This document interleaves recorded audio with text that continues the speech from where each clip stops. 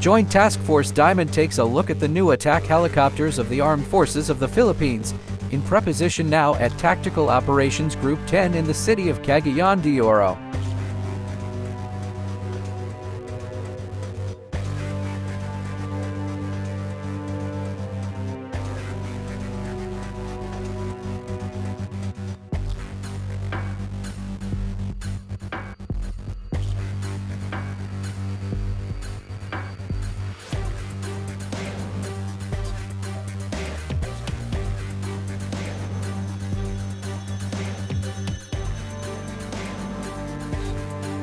These are the two T129 attack helicopters from Turkey that will be used as support to the ground troops and also surveillance and reconnaissance in military operations.